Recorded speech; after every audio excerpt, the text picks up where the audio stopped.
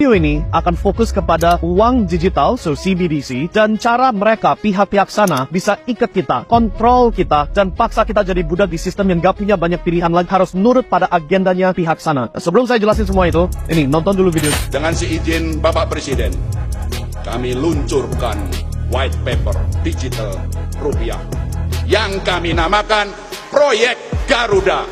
Pengembangan digital rupiah sebagai satu-satunya alat pembayaran digital yang sah di Indonesia.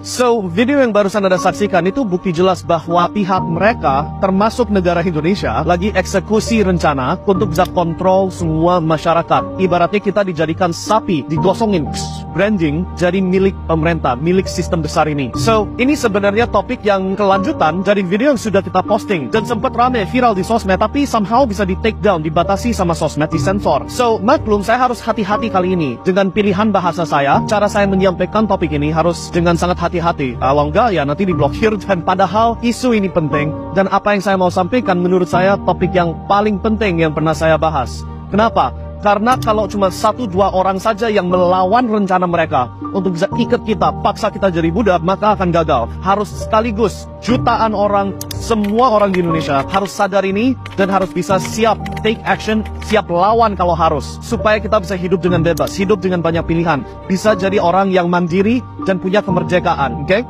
So, ngomong gitu, saya mau jelasin konteksnya. Apa ini yang lagi dilakukan sekarang, yang sesuai video yang sudah saya publish sebelumnya tapi di take down. Sudah saya pernah jelasin bahwa pemerintahan lagi ada rencana untuk membuat kita semua harus daftar digital ID. Ada tekniknya yang mereka akan melakukan, dan itu sudah saya bahas, tapi disensor, so aku gak bisa ulangi lagi. Tapi pada intinya mereka akan paksa kita semua harus daftar identitas online yang sudah dikaitin semua dengan semua fasilitas yang kita butuhkan untuk bisa hidup. Listrik, air, internet, akses ke rumah sakit, untuk bisa terbang pesawat. Semua ini akan dijadikan satu sistem, dan sekaligus uang kita tambahkan ke sistem ini. Sehingga kalau kita diduga melakukan kesalahan yang tidak sesuai sama agenda mereka, mereka itu pihak besar sana, ya, akses kita ke semua hal ini jadi cut instant, scrap. Gak ada pilihan lain lagi. Sudah gak ada sumber untuk kita bisa melawan sistem ini. Sudah gak ada, ibaratnya gak ada senjata untuk bisa stand up dan melawan. Harus nurut. Yes bos, yes pemerintah, yes pak. Oke? Kenapa kok di konstitusinya Amerika ada pasal yang bilang masyarakat ada hak untuk nyimpen senjata? Ya karena kalau militia itu bahasa Inggris, kalau pemerintah dan militer negara Amerika tidak mendukung dan tidak membela masyarakat Amerika, maka masyarakat bisa ribut pakai senjata yang mereka ada hak untuk nyimpan. Nah itu konstitusinya Amerika. Indonesia sedikit beda. Di Indonesia gak segitu gampang pegang senjata, ya kan? So, jalur kita untuk melawan, kita harus pelajari dulu. Kalau sudah tahu jalurnya mereka untuk kontrol kita adalah tiket kita dengan digital ID yang disambungin semua, apa ini solusi kita buat bisa melawan? Nah untuk ini kita harus lihat ke contoh-contoh luar sana. Yang pertama saya contohin negara Australia. Ini harusnya negara bebas loh. Negara yang punya banyak pilihan, semua masyarakat terkenal kaya, negaranya indah, bla bla bla, right? Coba putar dulu videonya. A top UK bank closed his accounts because they didn't like his political views. But Australians are now learning it could happen here too. Written in the fine print when you open an account with a Commonwealth Bank, it says customers may not use their banking services they engage in conduct that is, in our opinion, offensive, harassing or threatening to any person or promotes or encourages physical or mental harm of any person. So, video yang barusan Anda nonton, itu bukti jelas apa yang terjadi kalau masyarakat gak ada pilihan lagi. Pihak bank, yaitu pihak institusi privat, bisa cut akses kamu ke uang Anda. Bukan uangnya bank, uang Anda. Kalau Anda diduga, bukan terbukti loh, diduga melanggar aturan atau kelihatan aneh-aneh menurut mereka, right?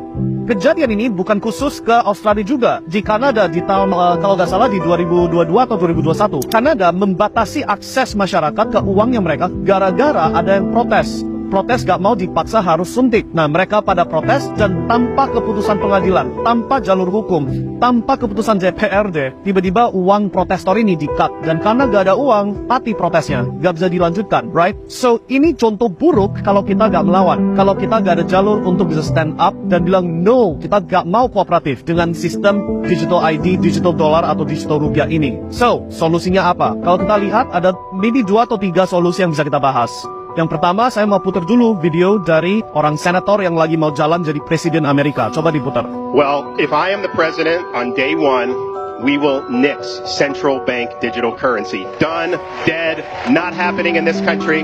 In the state of Florida. So, contoh itu adalah jalur hukum, itu opsi satu. So, si calon presiden ini, dia sudah bilang, kalau saya sempat jadi presidennya Amerika, saya akan pastikan CBDC, atau digital currency Amerika ini yang didukungin sama central bank, gak akan bisa jadi sah. Dan jalur yang mereka sekarang ini pakai adalah, mereka sudah hukumkan di state of Florida, atau provinsi Florida lah ya, mereka sudah hukumkan bahwa mata uang yang sah harus dolar yang biasa, gak bisa dolar digital yang di backing sama central bank ini, oke? Ini beda dari Bitcoin dan kripto lainnya, ini kita omong central bank digital currency. So, dengan mereka melakukan itu, dipaksakan sekarang kalau central bank mau memaksa secara sepihak, semua masyarakat harus pakai dolar digital yang bisa diprogram, yang bisa ditekuk kayak gitu, mereka harus pakai jalur hukum, dan kalau pakai jalur hukum, mereka pasti akan kalah. So, itu senjata pertama.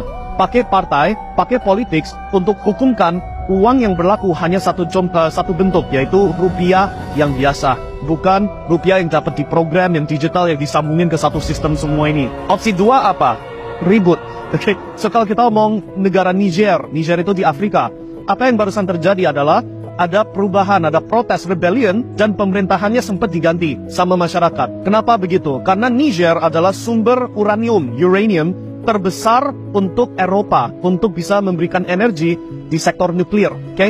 Nah, dulu negara Prancis ambil uranium dari Niger dengan harga berapa? Coba tebak, 80 sen per kilo. 80 sen per kilo. Sedangkan harga pasarnya uranium berapa? 200 euro per kilo. So, ibaratnya uraniumnya dicuri, diambil tanpa ada kompensasi. Nah, masyarakat ribut, masyarakat protes, rebellion, berhasil ambil ahli negaranya sendiri. Sehingga sekarang Niger siap jual kembali uraniumnya, tetap lanjutkan, tapi dengan harga pasar